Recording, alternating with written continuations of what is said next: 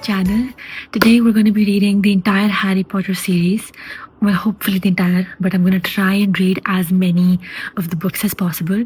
And I'm very, very excited, honestly, because HBO has just announced that they're going to release a Harry Potter TV series where there are going to be 7 seasons for the 7 books, and they're going to be as true to the books as possible without dimming the light of the OG movies and stuff. So that's what kind of intrigued me and pushed me into finally picking up the books, because I want to read the books. I want to see what else is there. And yeah, if you guys don't know, Harry Potter is a 7-book series. It's a fantasy series, and the first 3 books are actually considered children's books, and then books 4 through 7 are considered YA books. And I have attempted reading the entire series so many times, which means I've started the first book, finished it, and then started the second book, but then I just stop every time at that stage. So I really wanted to commit to it this time, and that's why I did read the first 3 books, which are considered children's books. I finished reading those, and only then have I sat down to finally record the video that yes, I am going to read the entire series. So we have the first 3 books, which I've read. I will add the clips for it either after this or it's added before. I don't know. That's up for the future editing me. But yeah, these are the first 3 books in the series. So we have Harry Potter and the Philosopher's Stone, Harry Potter and the Chamber of Secrets, and Harry Potter and the Prisoner of Azkaban. So starting with the first one, which is Philosopher's Stone, I have read this a bunch of times, so it was another reread for me. But it's the place where we get introduced to Harry Potter, to the entire wizarding world, to Hogwarts, and Ron and Hermione as well. I really enjoyed it. Honestly, the first 2 books, Chamber of Secrets as well as Philosopher's Stone, they actually read like children's books. And if you guys have seen the movies, which you probably have, the first 2 movies are a bit like children's movies. They have that positive vibe going on, and then from movie 3 onwards, it gets a little more dark and more edgy, and that was reflected in the books as well, I think. So the first book was, I honestly do not have much thoughts for it because I've read it so many times. I knew everything that was going to happen in it. And then the second book, Chamber of Secrets, I really love the movie, and in fact this is the book where the movie and the book are the most similar. That's what I've heard, and I even noticed that when I was reading it.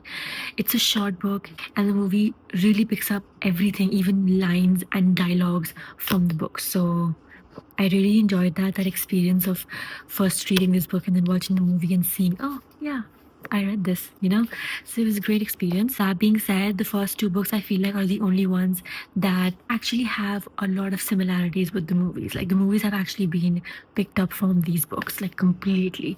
And that was a great experience. But again, these are children's books. I read through them pretty fast. And it's kind of like, if you want to experience the good stuff that's from book 4 through 7, you have to read these children's books. But I still nonetheless really enjoyed it. It didn't feel like I was reading children's books, like it read like the first 2 books. Yes, it did read like it, but it didn't feel like I'm reading something silly.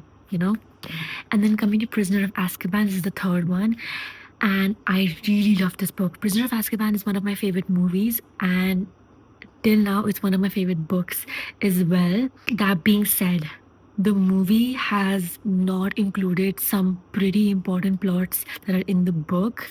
I really want to talk about those really fast because it's really bothering me, honestly.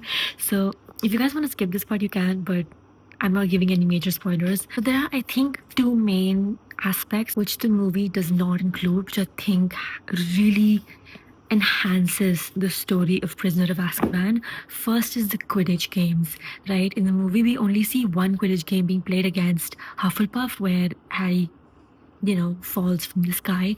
But in reality, in the books, there are actually multiple Quidditch matches happening because Gryffindor has not won a Quidditch Cup for the past 6 years, and they're trying to win one this year. So I think Quidditch matches were a very important aspect of the book, which were not much there in the movie.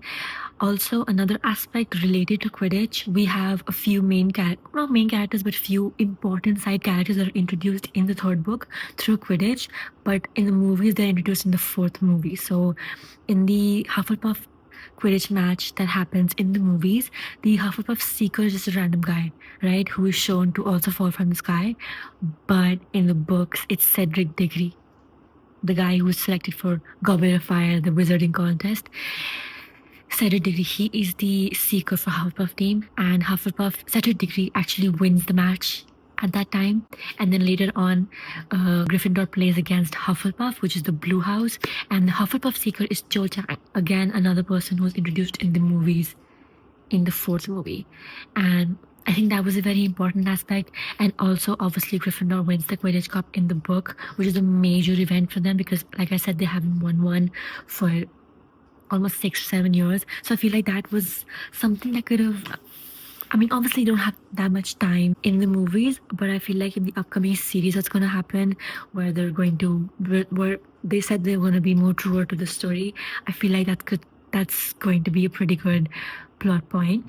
And then the next very important thing, which I feel like should have been included, is the Marauders map that Harry uses in the movies. It says that it's written by Mooney, Padfoot, Prongs, and one more person. So that map, again, if you don't want to get any book spoilers, go ahead, skip to the part where I said Goblet of Fire. But if you're interested, just listen to me, okay? So Marauders are basically the friend group of James Potter, right? James Potter, Sirius Black, Lupin, and Peter Pettigrew, right? They're the Marauders, and they made that map. And another very important aspect is, so Professor Lupin is a werewolf, right? And when he was a student at Hogsmeade, Professor Dumbledore got the Whomping Willow planted on the ground so that Professor Lupin could go through it to the Shrieking Shack and get transformed and everything safely and then come back safely. And because he was friends with all of these people, James and Sirius, they got to know about it. And in order to sort of accompany them, they opted into becoming something called an Enigma or Enigmagus, where the wizards are choosing to convert into an animal, right? So Peter Pettigrew he used to convert into a rat, Sirius into a wolf or dog, something.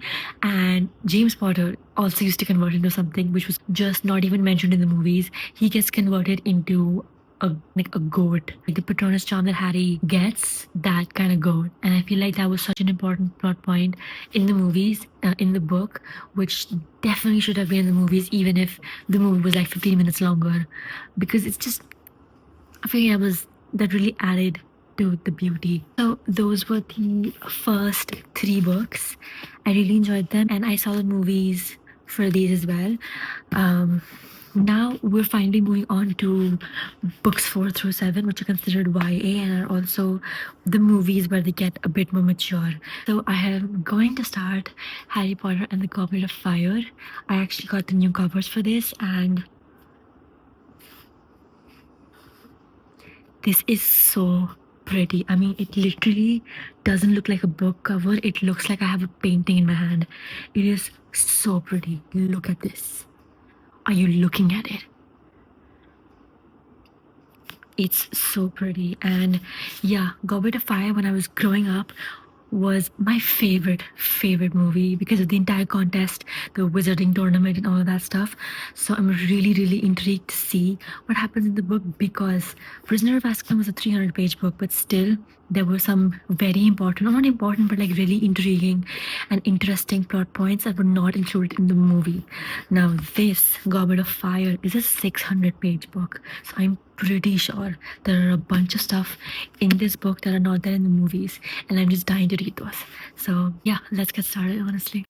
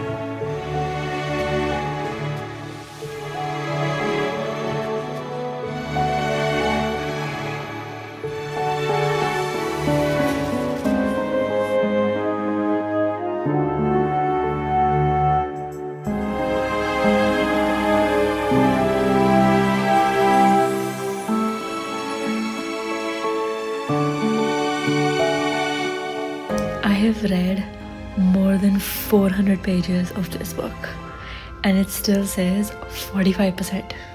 45%, that's not even 50%. I've read a whole book, an entire book, and it still says 45%. Kidding me? But it's great.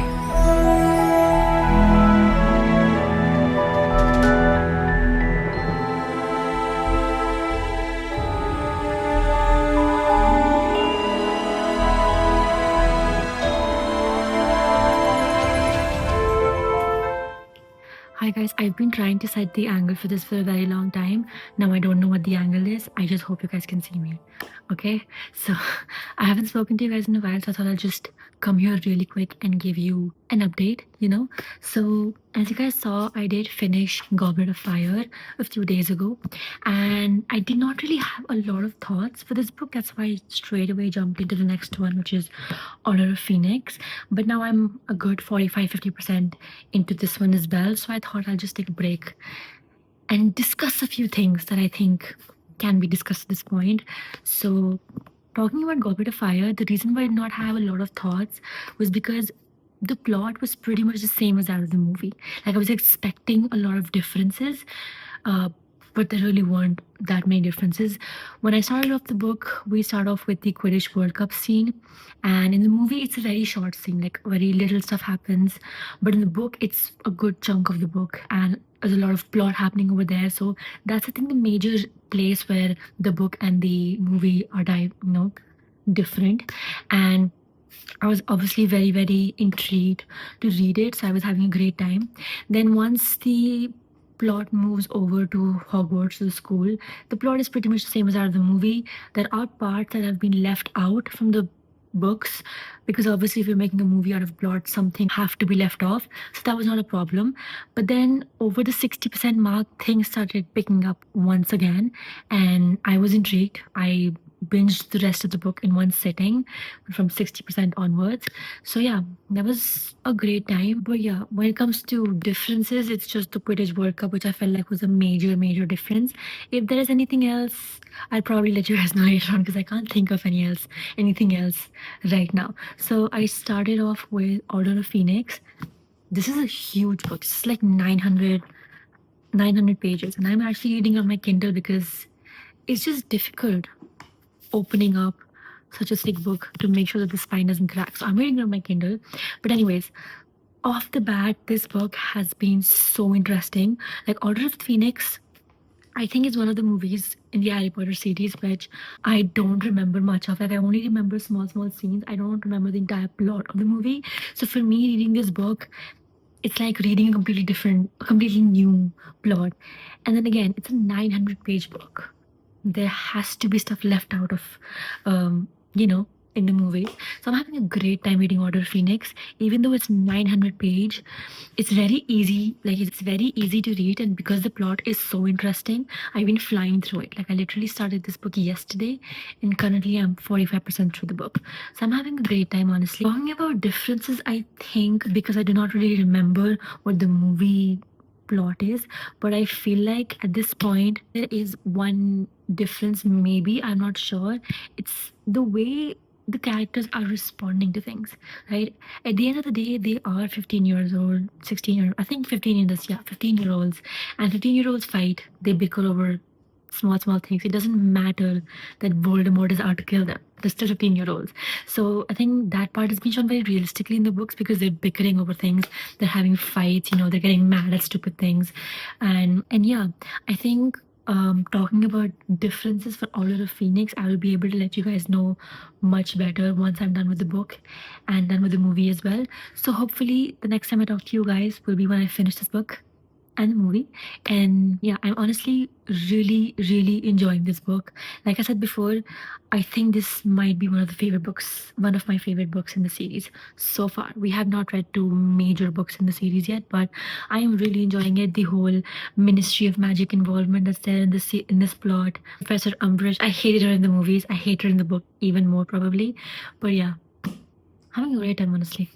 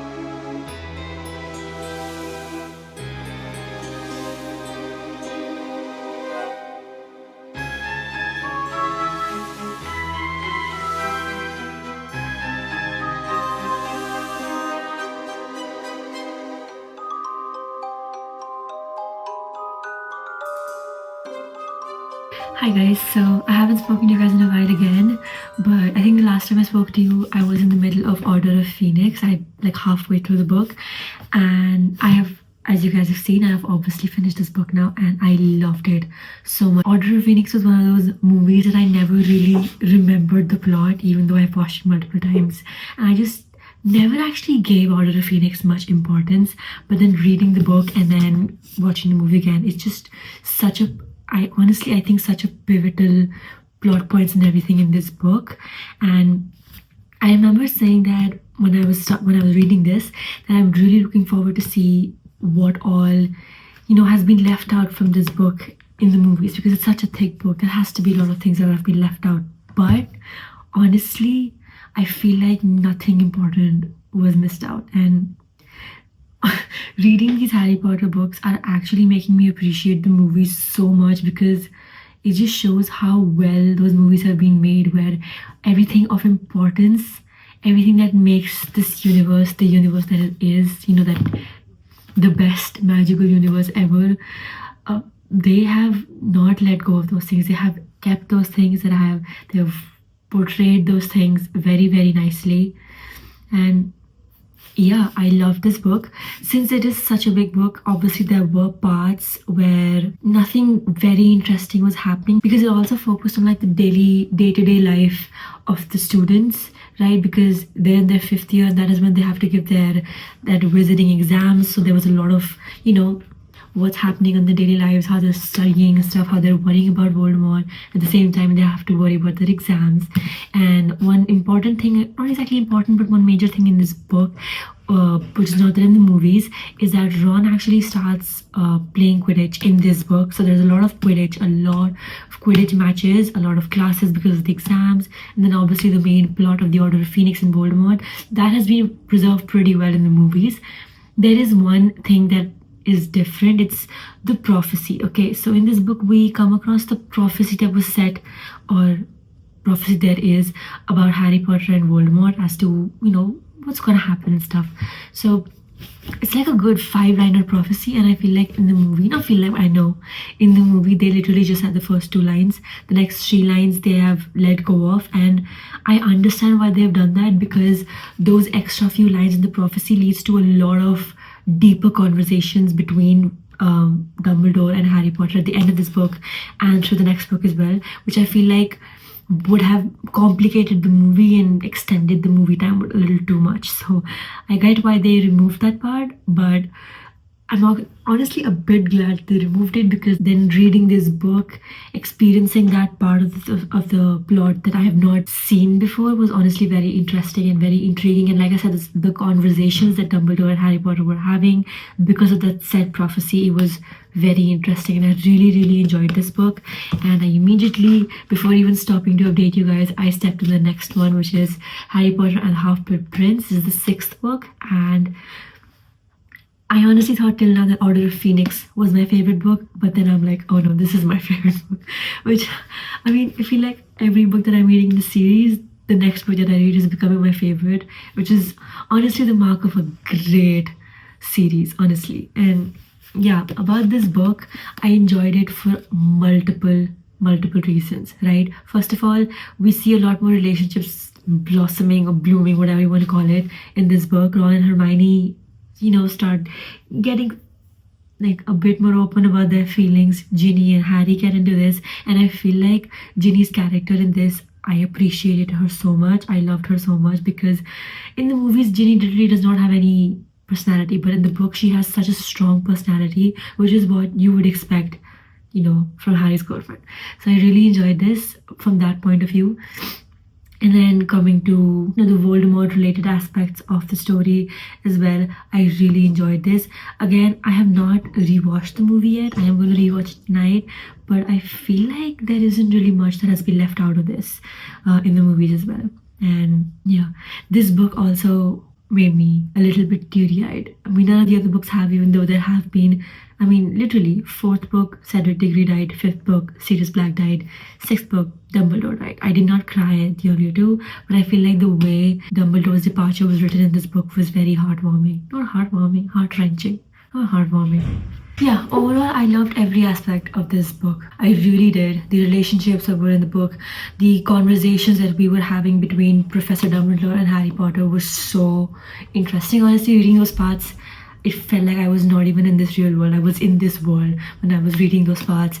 The entire concept, the entire plot of Snape and Malfoy, that was also interesting. And yeah, I think overall I love this book a lot. There is, I think, I'm not sure because I haven't rewatched the movie right now, but I feel like there's a burial scene in this for Professor Dumbledore, and I think that is missing in the movies. I'm not sure.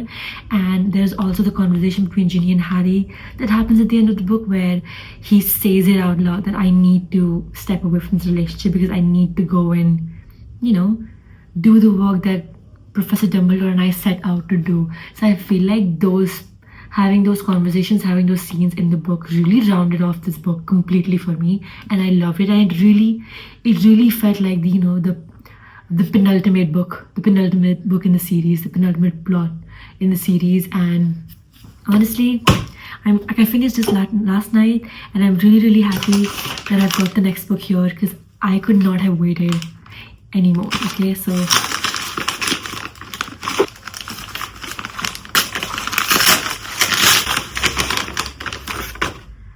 we have Harry Potter and Deathly Hallows. This is the last book, and I'm gonna start reading this today. Again, I honestly don't know how to feel with the, thinking about the series gonna get over because I do not want this series to be over. I've just been loving it so much, and B, I'm also a bit glad that it's getting over because I have not read a single universe, a single series for such a long time, in a very long time. I think the last time I did that was when I was, in school. When I used to read then, I used to stick to a particular series, read the entire one, and then a few months later pick up a different series, stuff like that. But I haven't stuck to a single series since then. And I honestly feel like Harry Potter deserves that attention. It deserves to be read in one single go. Like I've read other series before this. Like I've read other really popular series like Percy Jackson, Hunger Games, and even Mortal Instruments and all. I read in one go. So yeah, I'm really enjoying it. We have the last book to go. I will hopefully, if I have more thoughts, I will tell you guys, but I think I'm gonna now be updating you at the end when I'm finished with everything. And I'm also going to be rewatching both the movies together at the end of the book for that the full feeling, of Deathly Hallows, that full Deathly Hallow feeling. But yeah, that's all I have to share with you guys for now. Let's get started with the last book of the series.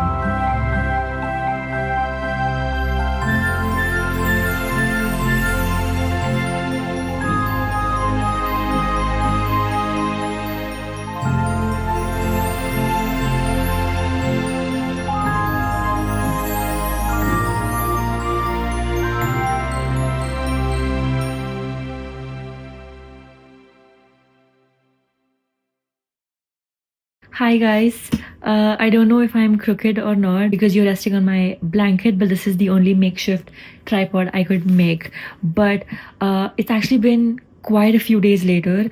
I have finished Harry Potter and the Deathly Hallows, and we have officially finished the Harry Potter series. We watched both the movies, and oh my god, what an experience! This was one of the best experiences I've had in reading aspects, and I'm just so glad I picked up these books this year and went through them in one go and recorded it as well to document this entire process. I just loved it so much, enjoyed myself so much. It was literally the most magical time of my year. But yeah, talking about this book specifically, there is literally just no words. I enjoyed this book more than anything else. I think the last 3 books of this series are my favorite. I cannot choose like my favorite out of the 3. So that's Order of Phoenix, Half-Blood Prince, and Deathly Hallows are just so close to my heart, and yeah, great. I watched both the movies as well, and I just really love how literally 60% or like 70% of the book is the first part, which is obviously done very well, and the remaining 30 part where it's the fight scene and all the war scenes, that's the part 2. And I do really appreciate the fact that the movie has a lot of extra part 2 has quite a lot of extra scenes when it comes to those war, because in this book we only follow Harry Potter. It's only Harry Potter's POV, so it's just his scenes that come around. And in the movie we saw so many other scenes as well. We saw Neville, Ginny, Hermione, all those people. We had those scenes as well, so I really appreciated the movies so much. Like I've said this before, this entire experience has made me appreciate those movies so much because they've been done so well. Yeah, there are things that have been left out, but I just feel like it rounded it up so well that it's fine. I can turn a blind eye to the fact that they've let go of certain plot points. I'm fine with that.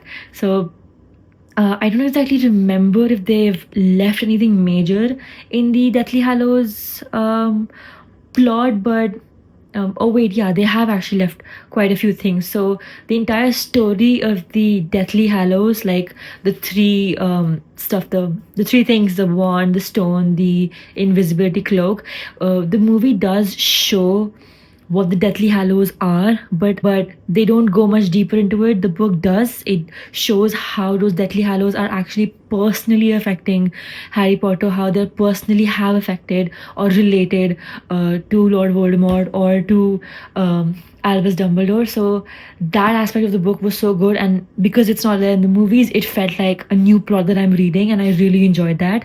And another not very major but an interesting thing that they let go of in the movies is that in this book Voldemort and his followers have actually put a sort of jinx on his name. So if anytime someone says his name, they can be easily tracked by the Death Eaters, and that's like a very interesting plot because it explains quite a lot of things which happen in the movie, but they don't give the reason of why this happened. The reason is that, and I think that was very interesting as well. But yeah, overall I've just had such a great experience reading this. I genuinely think I'm going to reread this book sometime soon. Deathly Hallows, I'm going to reread that and rewatch the movies as well because I just can't get over the fact that it's over.